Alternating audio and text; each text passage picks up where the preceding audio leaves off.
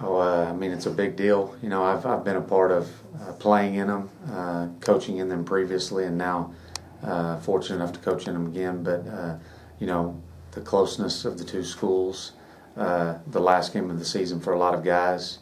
You know, bragging rights, of course, for the universities, and then going into recruiting, and means a lot to us. And I'm excited about these guys and playing on Saturday.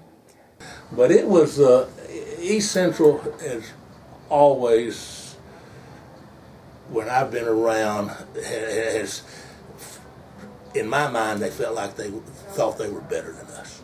And you know, and Southeastern Savages or Savage Storm are as good or better than anybody in my eyes. And it spread when we were in school. It was the football and basketball were the two things. But I think now that I really hope it's moved. It seems like it's moved to the other athletes we have, because it's really, you know, I don't know.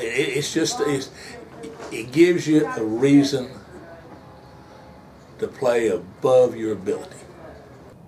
Well, you consider that Oklahoma became a state in 1907, and that the school was created in 1909. The first ball game was played in 1909. I mean, this rivalry is literally as old as the state is, and that's significant. But the fourth longest rivalry in Division II athletics. I mean, we've got such a storied history. I understand it's 46, 45, and then 6 ties. Until last year, we were actually just tied with East Central. You know, what an even you know, rivalry as far as wins and losses. And so it's just, I think the players need to understand they're not just playing about today, they're playing about the last 105 years. Well, being on both sides is a really humbling experience. You know, being a part of the last East Central team, or the team that started the current win streak that East Central has. That was my senior season, and we went across the field and grabbed the trophy for East Central. That was a real fun time. But, you know, seeing both sides of it, you see the passion. You see the emotion. I mean, you see the generations that people have invested in this rivalry. And I'm very blessed to be a part of it. Now I'm fighting on the good side.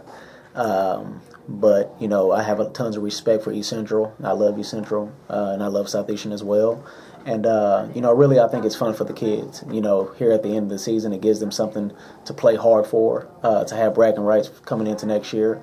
And, you know, our seniors on both sides, East Central and Southeastern, they're going to remember this game for the rest of their lives. So I'm very excited for them.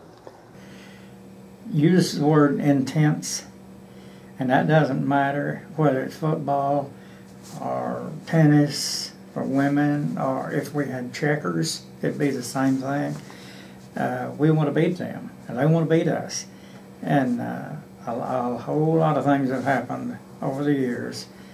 And the people today are not, I mean, I'm talking about our athletes today, are not as familiar with that rivalry because we've been away a little bit from it. And but it used to be that game in any sport could almost make you a season. You know, if you're having a bad year, but you can beat those guys or gals, you're a whole lot better off. Of course, and that's the same for them, too. They can make a season with a win over Southeastern. And we just had, anytime somebody asks a question sort of like this, I don't know what to tell the ones coming up today, but if they don't embrace this and talk to some people and get involved a little bit, somewhere down the road when they're no longer in school or playing, they're going to be sorry they didn't do that. It means to you? It's pretty hostile. I mean, everybody kind of really doesn't like each other, and so we really play we come together to beat them just because we don't really like them that much. So. I only played in it once, and that was my last year, my freshman year, and it was a pretty big game. Like, you can tell the difference by playing in it.